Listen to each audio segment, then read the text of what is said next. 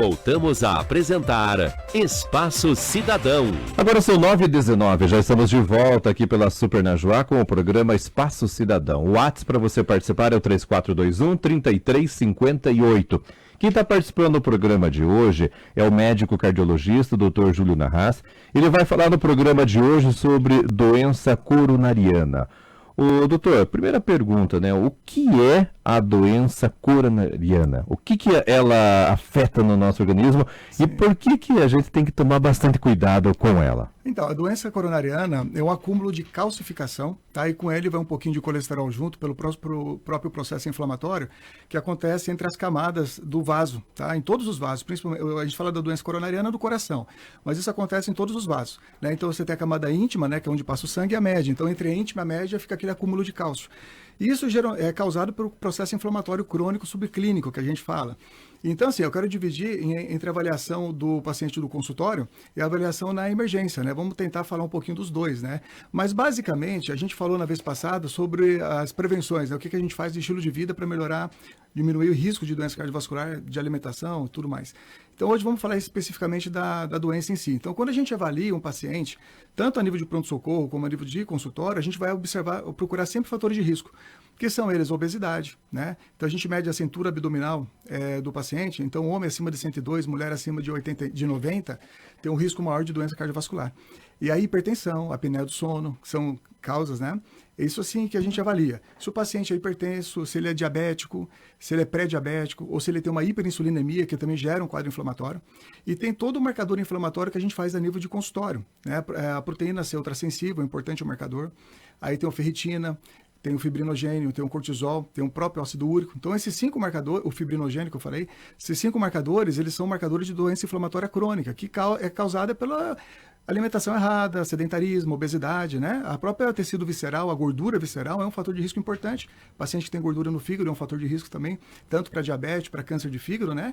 Como também para doença coronariana, que é o que nós chamamos de síndrome metabólica, que é o acúmulo de gordura visceral associada à hipertensão ou à hipertrigliceridemia, que é o triglicerídeo alto, ou associado à glicemia elevada. Então, você tendo tudo isso, é um paciente de alto risco que a gente tem que investigar melhor. E aí o pessoal fica muito voltado ao LDL, né? E fora o fator de risco também da idade e o fator de risco também que a gente tem da história familiar, né? Então, assim, as diretrizes, elas se baseiam muito no LDL. Então, por exemplo, um paciente que tem história familiar tem risco alto, LDL abaixo de 100. E não é bem assim que funciona. E aí você vai acompanhando o paciente com esses exames e vai corrigindo todos os exames. Essa que é a ideia. E quando a gente avalia o perfil de colesterol, o colesterol é um lípide, né? Então ele não dissolve na água. Então ele precisa de uma proteína carreadora. Então a gente sempre dosa a apolipoproteína A1 e a apolipoproteína B. O que isso quer dizer? A A1, ela carrega o bom colesterol e a B carrega o mau. Então a relação entre a B e a A1 tem que ser sempre baixa. Para homem abaixo de 0,7 e para mulher abaixo de 0,6 é o ideal. Então, você melhorando esse perfil, mesmo que você tenha um LDL aumentado, isso quer dizer que você tem um LDL que é grande, que é difícil oxidar e grudar nas artérias. Porque ele só gruda nas artérias quando você tem fator de risco. Principalmente isso que eu expliquei, da inflamação, da apneia do sono, da hipertensão, da obesidade. É o processo inflamatório que faz isso. Então, não é porque você tem um perfil de colesterol alto que quer dizer que é o perfil ruim, né? Porque o LDL, nós temos 11 subtipos, só 2 fazem mal. Então, não são todos. E a gente vê uma progressão grande da doença cardiovascular, né? Se você pegar, tem estudos mostrando de 2000 até 2020, de 2008 até 2020, um aumento aqui no Paraná de 115% de doença coronariana. Aí você vai falar assim, mas qual que é o problema? Será que é porque não estão tomando estatina, né, que é o remédio para baixar o colesterol? Muitos deles tomam, mas não melhora o perfil de inflamação. Então a doença vai progredindo, né? Então assim, não sai do sedentarismo, come tudo errado, toma um remédio que abaixa o colesterol, mas o LDL é baixo ou alto, se você está inflamado, se você está oxidado, se você está com risco cardiovascular, ele vai oxidar e vai grudar nas artérias da mesma forma. Então o risco... Ele é menor, mas você tem que tratar muitos pacientes para que você tenha um benefício. Então, a mudança do estilo de vida é fundamental. Então, esses são os marcadores, né? Agora, tem alguns exames de imagem de Juarez que é muito importante fazer, que são os mais importantes, tá? O score de cálcio é uma tomografia simples do coração, sem contraste, que vai mostrar a quantidade de calcificação que você tem nas artérias. Então, esse exame me dá um prognóstico de 10 anos. Se esse paciente tem um score de cálcio 0, o risco de infarto em 10 anos é 1%. Então, um paciente vai infartar em 10 anos, de 1 a cada 100. né? Então, isso é muito baixo. Anual é bem baixo. Então, tem como eu não abaixar o colesterol, melhorar o perfil de colesterol com a alimentação, com o estilo de vida, né? E melhorar todos os outros fatores de risco, né? Para doença cardiovascular. Então, esse é o exame mais sensível, tá? Um que é muito importante é a polipoproteína B aumentada, que a gente corrige, não precisa do medicamento, com a alimentação, com tudo, você consegue corrigir sim o perfil de colesterol do paciente que adere ao tratamento e segue as nossas orientações, né? A minha orientação em si. Outra coisa que é muito importante que eu faço no consultório é o índice tornozelo braquial. Muitos médicos não fazem, não tem um aparelho para fazer e não dá tanta importância. Que é uma medida simples, são 3 medidas da pressão do braço e da perna e você faz a relação entre elas, né? E aí você mostra a doença arterial periférica. Então, para que serve isso?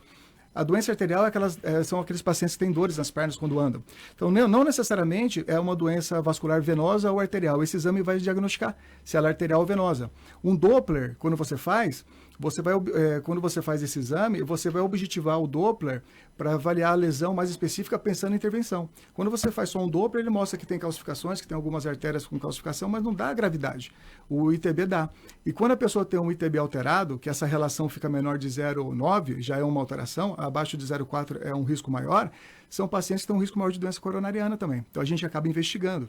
Então esse negócio de ir num consultório sem sintoma nenhum e fazer um teste de esforço e falar que está tudo bem com o coração e deixar o paciente todo alterado, todo ruim, como a gente conversou do peixinho do programa passado, e quem não assistiu vai lá no Face que está gravado e assista, não resolve o problema, você entendeu, Juarez? Então a gente avalia o paciente como um todo para melhorar todo o perfil metabólico. Isso tem a ver com a alimentação, com a nutrição, com o estilo de vida, para que ele não venha a infartar. Então, esses são os exames mais importantes que a gente faz. Então, assim, resumindo, os mais importantes, o score de cálcio, a polipoproteína B, que são marcadores fortes, e a proteína C ultrassensível, também um outro marcador bem forte de doença coronariana. O score de cálcio ele vai fechar o diagnóstico, se tem ou não tem. Mas se a pessoa não tiver, não é para ficar tranquila. A gente tem que corrigir todos os outros fatores, porque no futuro pode evoluir. E essas calcificações, elas não dão depois de velho, elas dão desde a idade da infância, desde 1 ano de idade e em seguida. Então você tem que trabalhar com os filhos já, de uma alimentação saudável, né? Tipo assim, prática de exercício, não ficar tanto no celular, ter uma vida mais ativa, né? Então, a nível de consultório, seriam os exames principais. E aí, o teste de esforço, ele fica para um paciente que tem a dor no peito, que você tem que investigar, ou para um paciente sintomático, com uma falta de ar, ou com dor no peito, como eu disse, ou que quer otimizar o exercício físico, ou que tem alguma palpitação durante o exercício que você quer investigar. Porque, assim, ele tem um fator ele dá muito falso positivo. O que isso quer dizer? Se você fizer um teste de esteira e ele dá negativo, o risco dele de não ter nenhuma doença grave é alto. Então, isso é um exame bom. Quando ele dá positivo, ele pode ser 40% falso positivo. Quer dizer, tem doença ou não tem? Tipo, teoricamente, às vezes não tem doença nenhuma e ele dá alterado. Para homem e 65% para mulher. Só que qual que é o problema disso? Às vezes você vai fazer um cateterismo, que muitas pessoas pegam um paciente de baixo ou moderado risco com teste de esteira alterado e manda direto para CAT. Às vezes acham uma lesão em cima do muro, 70%. E essa lesão não necessariamente precisa ser tratada. Eu falo com intervenção, que seria a angioplastia, que eu vou explicar. Às vezes você faz um teste de esforço mais específico, uma cintilografia, uma ressonância, ou até mesmo um eco de estresse, que é médico dependente, precisa de um médico especializado e bom de visão para poder fazer esse exame. E ele dá normal, então eu vou tratar clinicamente, não preciso fazer a angioplastia. E quando você faz a angioplastia, que é botar o stent, que é um aparelhinho que você coloca dentro do vaso para dilatar essa placa de gordura, vamos dizer assim, né? Essa placa de calcificação e com gordura, você gera outro problema, porque assim, você não é todo o serviço, tem 2 exames que a gente faz, que é o FFR e IFR. Resumindo, são medidas de pressões antes e depois da lesão que você faz no próprio cateterismo. Não é todos os serviços que tem esse procedimento para saber se a lesão é grave ou não, se precisa tratar. E o outro exame que a gente faz, uma ultrassonografia coronariana, também não é todo o serviço que faz. O SUS não libera esses exames, né? Ou uma OCT, que é uma tomografia dentro das artérias. Hoje está tão avançado que você consegue fazer uma tomografia de coerência óptica dentro das artérias. E os serviços não são todos que têm e o SUS não libera. Então você não tem como saber se essa lesão é grave ou não. E quando você bota o stent e ele não cobre toda essa lesão, você tem um risco de trombose, que é um infarto dentro do stent. Aí o bicho pega, porque se você tem uma trombose de stent, você pode fazer uma medicação para tentar dissolver que não dissolve. O tratamento é com angioplastia mesmo de emergência. E até a gente ir a um centro de referência, Ponta Grossa, né, Curitiba, Guarapuava, demora mais do que 2 horas. Isso aí é um risco grande, entendeu? Então, assim, tem que saber indicar o procedimento da forma correta. Essa que eu quero orientar as pessoas. E você botar um stent, achar que o problema está resolvido, não está, porque muitos pacientes fazem restenose de stent, que é uma obstrução dentro do stent parcial, né, não total, porque senão é um infarto. E evolui com doenças, né, no futuro em outras artérias. Então a gente tem que melhorar todo esse perfil, entende? Esse stent que você fala, popularmente o pessoal fala aquelas molinhas, né? Molinha e tal. Esse é o stent, né? Hoje em dia elas tem a bioabsorvível, tem vários tipos, né? Só que quando você põe um stent, você tem que fazer uma dupla de agregação plaquetária, que é com AS e com outros medicamentos. Às vezes você usa o clopidogrel, tem os melhores, que é o ticagrelor e o prasugrel, que são usados quando o paciente infarta mesmo, que são os mais indicados. Mas o problema é que você tem que fazer isso a longo prazo, né? Então, assim, pacientes mais velhos, com perda de massa muscular, que tomam anti-inflamatório, que tomam os omeprazóis, os parazóis da vida, que tem disfunção renal, esses pacientes têm um risco muito grande de sangramento. E se você sangra, aí você complica tudo. E se você suspende um desses medicamentos, principalmente nos primeiros 30 dias da angioplastia, o risco de trombose é altíssimo. Até 3 meses, mas o 30 dias é muito alto. Então, imagina, um vovozinho que foi lá, fez uma angioplastia e tem várias doenças, até mesmo um câncer, por exemplo. Se você tiver que operar um câncer dentro desses 3 meses, é complicado, porque você não pode suspender a dupla de agregação plaquetária. Então, assim, há muita indicação que tem que ser feita de forma correta. É isso que eu quero passar para as pessoas. E aí complica, né, a situação. Doutor, então, ou seja, há duas coisas que eu entendi aqui. Então, primeiro, que seria o exame, tipo aquele da esteira, né, a primeira coisa. E segundo, os outros exames que tem um diagnóstico com mais precisão, né, que vai dizer, né. Então, ou seja, o da esteira é válido, então você falou, né, para a pessoa quer aumentar o ritmo por exemplo, eu faço uma corrida, doutor, tipo de 3 km, eu quero aumentar para 10, né? É indicado fazer da esteira, né? Isso. Agora eu tenho, digamos, quero ver a quantidade de calcificação, se a gordura, é o outro exame daí, né? Isso, porque assim, o score de cálcio, a maioria dos infartos são por calcificação, 95%. 95% é por calcificação das artérias, que é essa calcificação causada pelo cálcio, né, pelo pouquinho do colesterol, pela inflamação que eu expliquei. Os outros 5% é por trombose. Trombose pode ser várias causas que fazem trombose. Então, quando você tem um score de cálcio 0, o risco de infarto é muito baixo, entendeu? E a trombose ela é ocasionada por quê? Uso de anticoncepcional, altas doses de anticoncepcional, paciente que tem doença de trombofilia, que fazem coágulo de sangue, né? Um processo inflamatório grave ou uma doença autoimune que faz uma trombose, um lúpus eritematoso sistêmico, uma vasculite, são exceções, né? Uhum. Então, assim, tem uns exames mais específicos para você saber realmente se o risco é alto ou não, do que ficar atacando o remédio, abaixando o seu colesterol e achando que está resolvendo o problema. Você entende? Às vezes o paciente é pré-diabético ou diabético, eu tenho que melhorar o diabetes dele. Eu faço o score de cálcio da 0, eu não tenho que abaixar o colesterol. Eu tenho que melhorar o diabetes, tenho que melhorar a qualidade de vida, que aí eu vou ter resultado.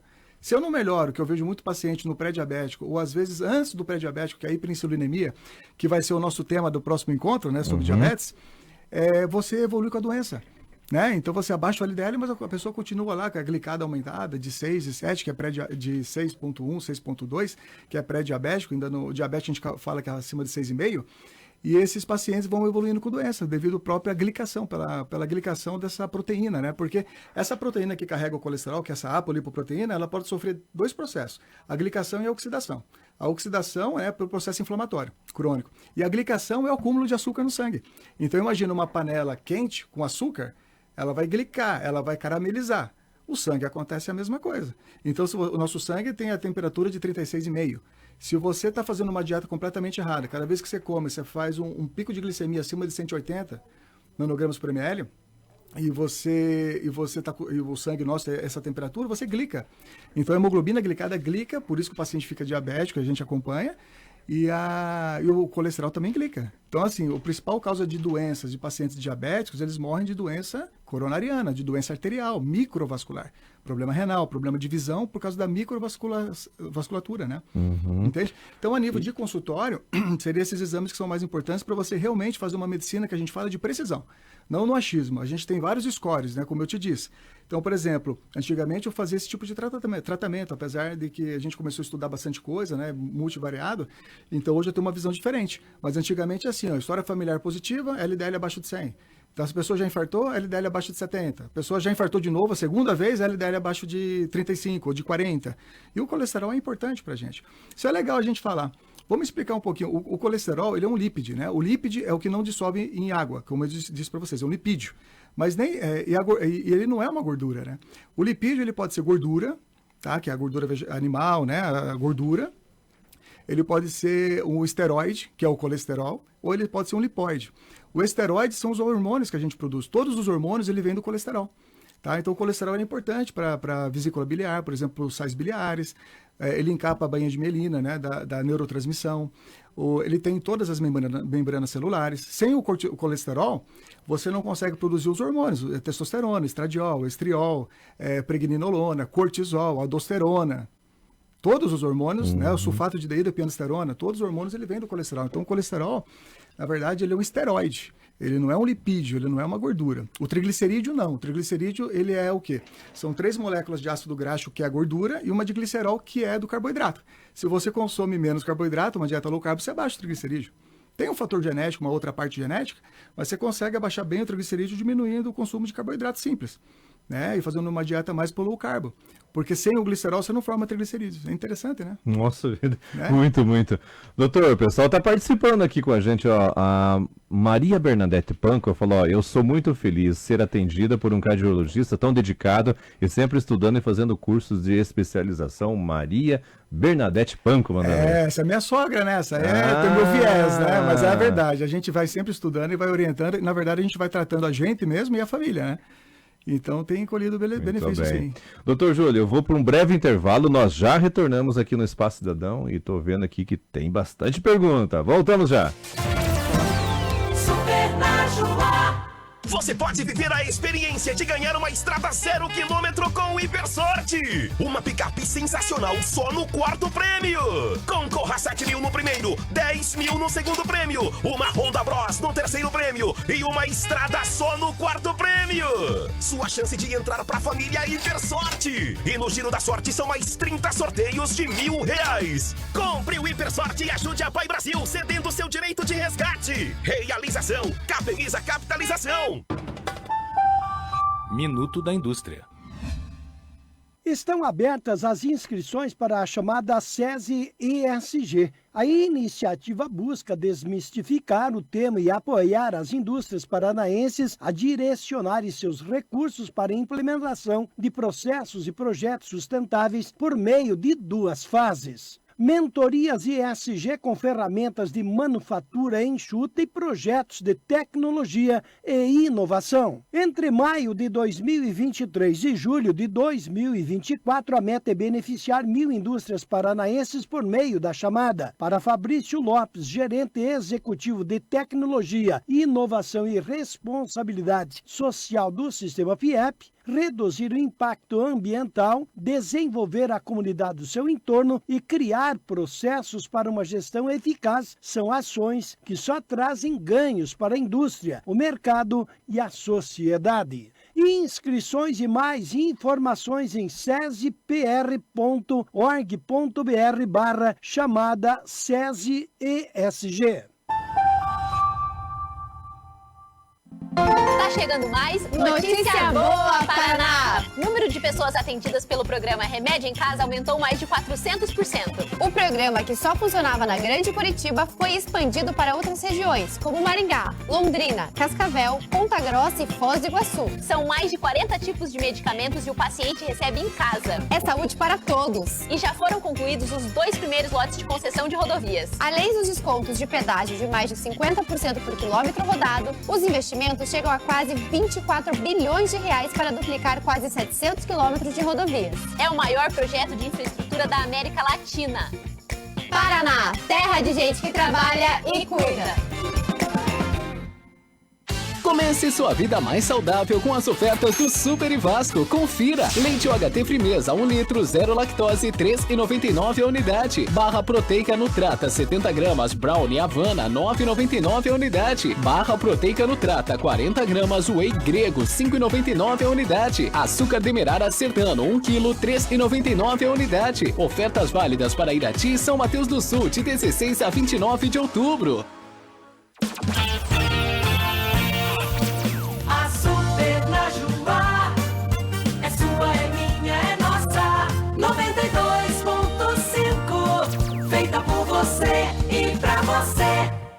Voltamos a apresentar Espaço Cidadão. Agora são 9h38, já estamos de volta aqui pela Super Najuá com o programa Espaço Cidadão. Gente, deixa eu passar aqui para você agendar uma consulta com o Dr. Júlio Narras, é no consultório Reviver, que fica na rua Conselheiro Zacarias. Mas deixa eu te passar aqui o telefone para você marcar a sua consulta, 999730089. 999730089 e você marca uma avaliação, uma consulta com o Dr. Júlio Narras, que atende no consultório Reviver. Você já conhece as redes sociais? Ainda não? Gente, tem o Instagram, YouTube e tem o site, né, doutor? Tem o site lá, julionarras.com.br. Entre lá no site que você vai descobrir muitos conteúdos. Gente, lá no YouTube, dá uma olhadinha, ó, dica de amigo. Sabe quando você fala assim, ó, esse é a dica de amigo? Entra lá no Instagram, no YouTube e lá no site que você vai ter vários conteúdos excelentes, tá? O Dr. Júlio Narras, ele é médico cardiologista, tá falando sobre doença coronariana. Doutor, infarto agudo, né? O que é esse infarto agudo? Então, tá? vamos falar lá, Juarez. Então, assim, o infarto agudo é quando você tem uma obstrução, ele pode ser de dois tipos. Uma obstrução na artéria que leva sangue para o coração, para o músculo cardíaco. Isso a gente chama de infarto com supra-ST, que é o infarto mais grave que tem, que é quando você tem uma obstrução arterial. Ou você tem uma obstrução parcial, mas que já gera uma diminuição do oxigênio no músculo cardíaco, uma diminuição do fluxo de sangue que vai irrigar o músculo cardíaco. Gera dor igual, mas você não tem um supra no eletro. E às vezes o eletro está normal. Isso a gente chama de IAM, infarto sem supra. E nós temos também a angina instável, que o tratamento é igual o IAM sem supra. A diferença entre o IAM sem supra, que é um infarto, e a angina instável é que as enzimas do coração não sobem. Tá? Então, assim, uma dica bem legal, isso é importante saber. Isso a gente está falando em casos extremos, que é o infarto agudo, né? Então, aquela dor forte. Então, uma dor forte no peito que durou mais do que 10 minutos, transpirou, suou gelado, deu tontura, vai para o hospital. Então, assim, quando chega no hospital, a avaliação inicial é bem rápida, como se fosse do consultório. Paciente obeso, pré-diabético, diabético, já infartou ou não. O maior risco de você infartar é você já ter infartado antes. Então, assim, paciente que já tem doença conhecida, né, um score de cálcio com calcificações acima de 400, então, um paciente de alto risco. Tem que ser descartado a doença coronariana, o infarto, que muita gente às vezes não faz. Então, isso que é triste, porque a gente sabe que a prevalência do infarto é altíssima, como eu disse no início do programa. Então, assim, dor no peito é igual a infarto, você tem que investigar. Então, assim, em 10 minutos tem que rodar um eletrocardiograma e já fazer um diagnóstico, já tem que saber. Se o eletro vier normal, não fique tranquilo, porque pode ser um infarto sem supra, ou um infarto ou uma angina instável. Então, aqui no nosso sistema nós não temos. O melhor exame que a gente faz é a troponina ultrassensível.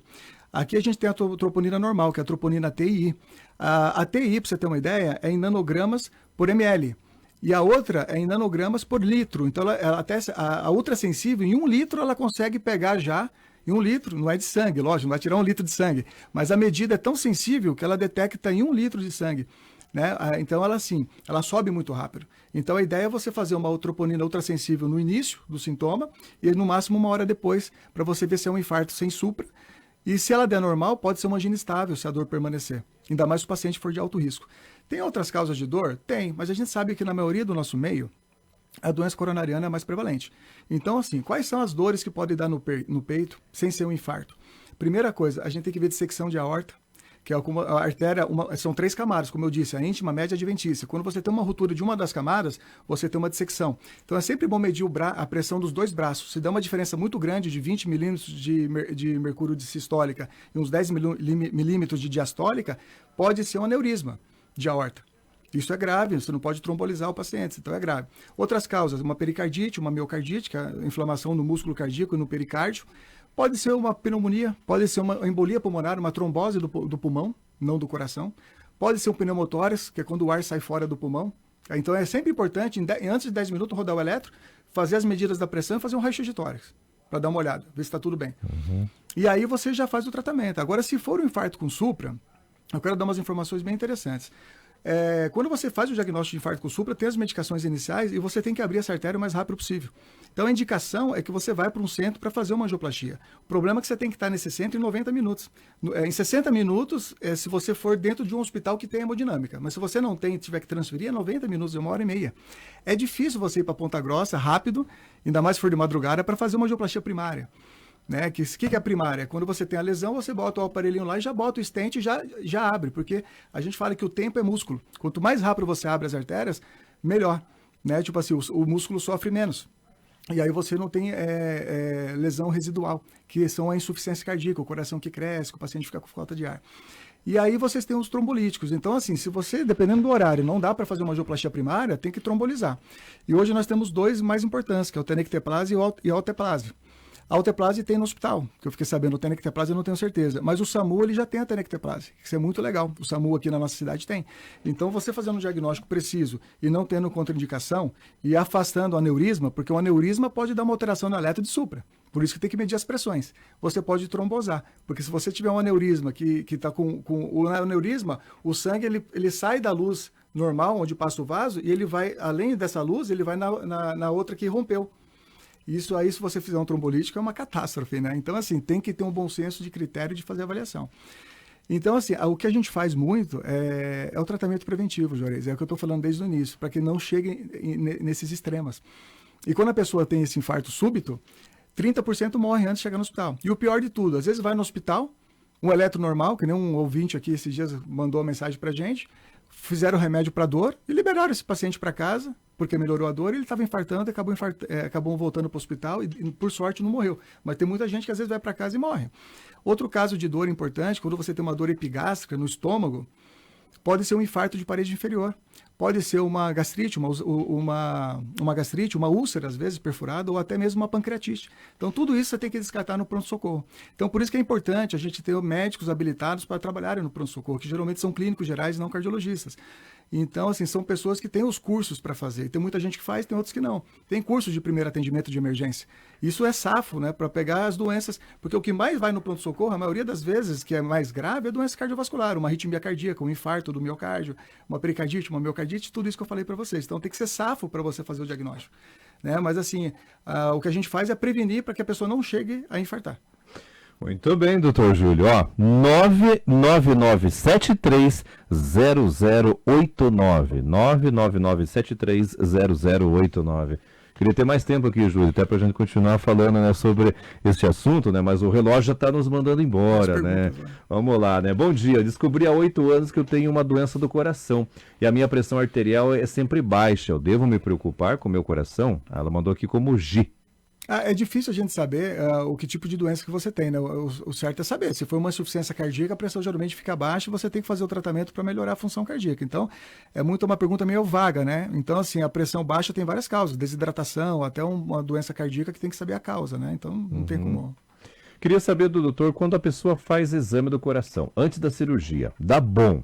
Aí a pessoa faz cirurgia e 3 dias depois infartou. É a pergunta da Clarice. Aquilo que eu expliquei para vocês, o melhor exame para a gente saber se tem realmente doença coronariana grave ou não é o score de cálcio ou uma angiotomografia do coração com score de cálcio.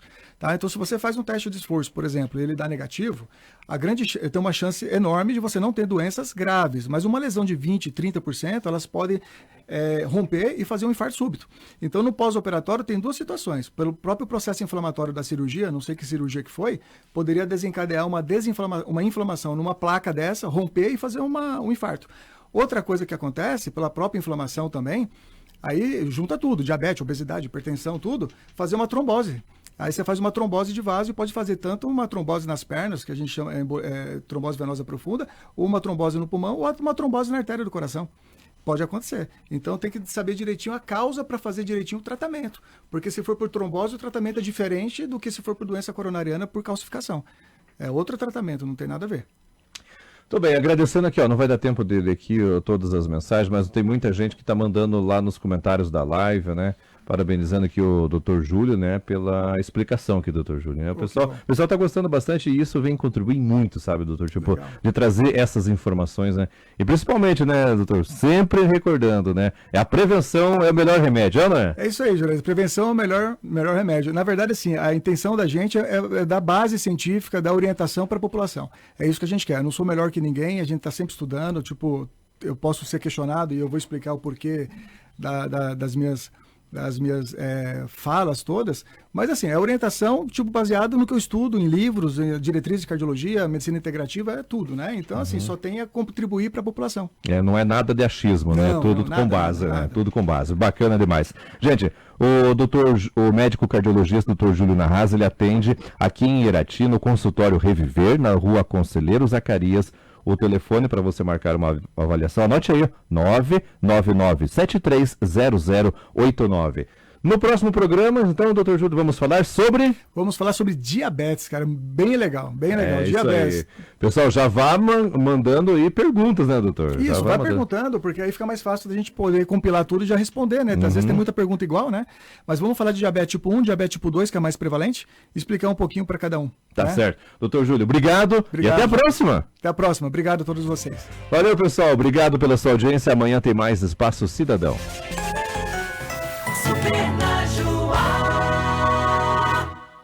Quando tá calor, dá aquela vontade de cair na água. Mas se o lago perto da sua casa é um reservatório de usina de energia, preste muito atenção nas dicas da Copel. Obedeça a sinalização das áreas de segurança e só nade onde é permitido. Muito cuidado com as variações de nível do rio e atenção especial com as crianças. Aí é só aproveitar a diversão. Copel, 69 anos de pura energia.